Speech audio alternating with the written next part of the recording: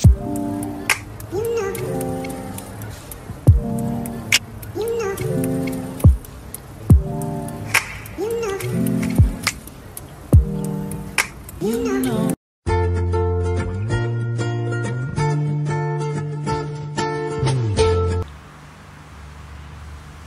everyone!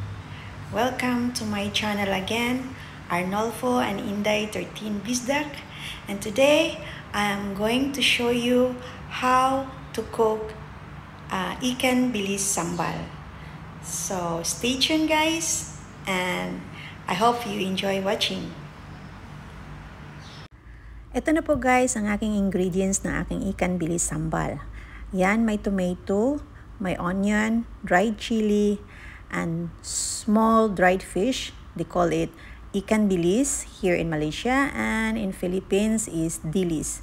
So, ayan pong tamarind paste ko, asam jawa ang tawag nila dito.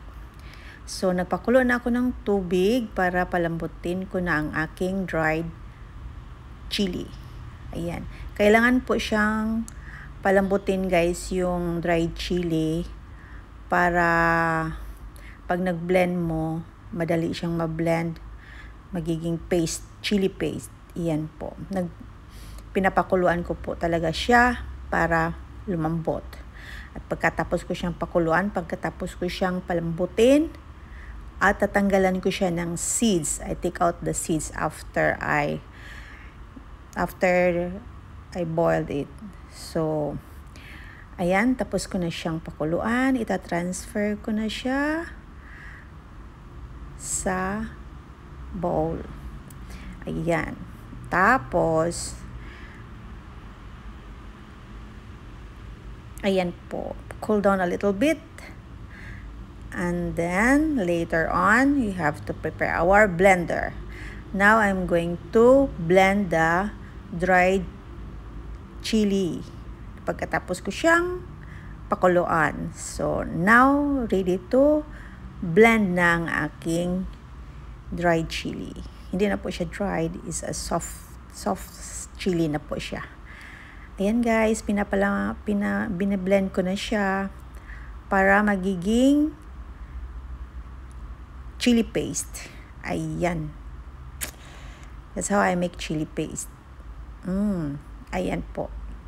Super duper spicy ang dried chili. Ayan. Ayan po. Pagkatapos niya, nag-ready na ako ng cooking oil to fry my dried small fish. Ayan. Pina-fry ko na yung ikan bilis to make it crispy. So, kailangan hindi siya mag-overcook siya guys. Ayan po. At pagkatapos, gamitin ko yung mantika na pinagprituhan yan. At igigisa ko na po yung onion. By the way guys, I'm using the white onion. Because, I use the white onion because that's only available in the kitchen. So, pwede yung red onion. Kahit anong onion, pwede. Puti man o pula. Ayan.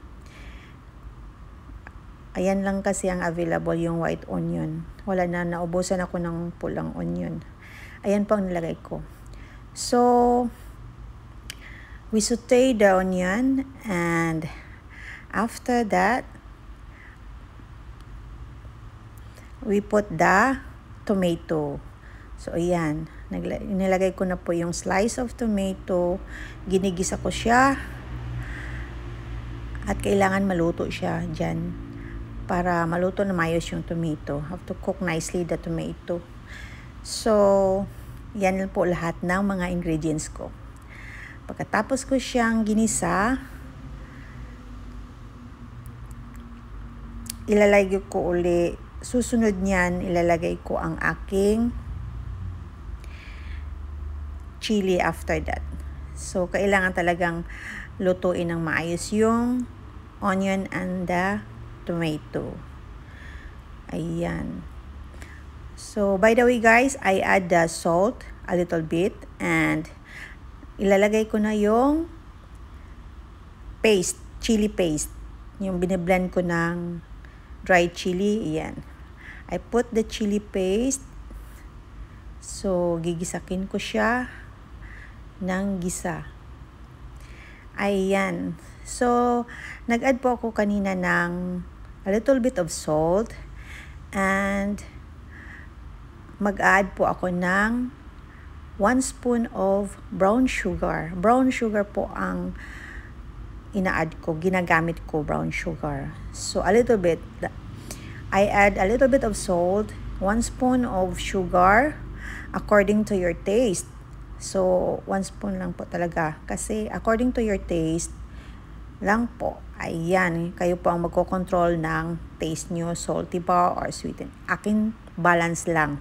Hindi siya salty, hindi siya super sweet. Ayan. So, yung purpose ng tamarind paste, tamarind juice, to make it sour a little bit. Ayan. Yan, kailangan lutuin maayos yung chili paste. You have to cook nicely the chili paste para hindi siya madaling masira yung niluto mo. Ayan po. Kailangan po talaga maraming mantika siya, guys, kasi mantika po ang nagluluto sa kanya. Ayan. Pagkatapos nun, I add the fried fish, the ikan bilis, the one that I fried just now, the small fish. Ayan. This is how I cook ikan bilis sambal.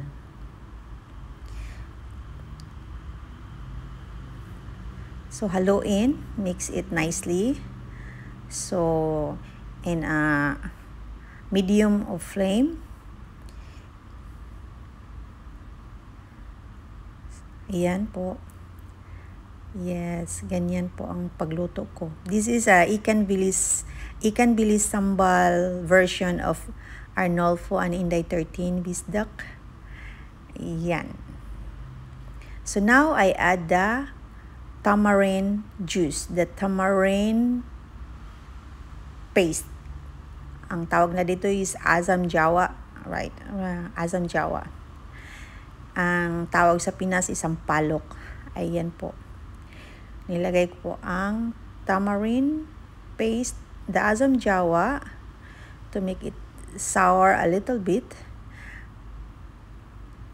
It makes the taste, guys, the sweet, the sour, and a little bit of salty, because I put a little bit of salt, a little bit only of salt, because the dried fish is already, the small dried fish is already salty. So that's it. Mix the taste already, guys, but it's really appetizer. The ikan bilis sambal is like an appetizer. Very, very delicious. And yes, ito yung ginagawa nilang nasi lama. Nasi lama means, nasi means the rice, and then the ikan bilis together, and the peanuts, and the boiled egg inside. So, ayan, malapit na po siyang maluluto.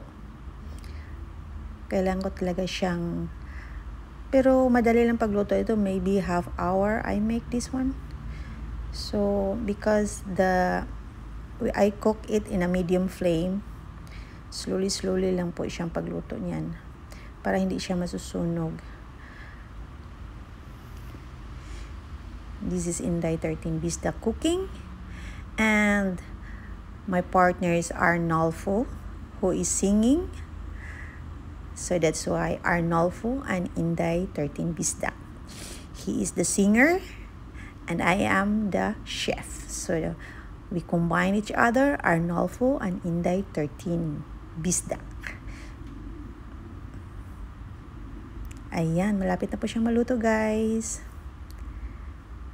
I can smell the aroma. Very tempting the taste, that one. So super delicious. If you come here in Malaysia, everywhere the sambal, the nasi lemak, you can try this. And now Tina-transfer ko na siya sa bowl. Tapos na po siyang lutuin. I'm done. So that's it. My ikan bilis sambal. Super yummy. And you can come in Malaysia and you can taste the ikan bilis sambal here. It's very popular in Malaysia. The ikan bilis sambal. That's nasi lemak. Nasi lemak is including the ikan bilis on top and the boiled egg and the peanuts and the cucumber, but the cucumber is not available in the kitchen. So that's it. Thank you guys for watching. I hope you enjoy and God bless everyone.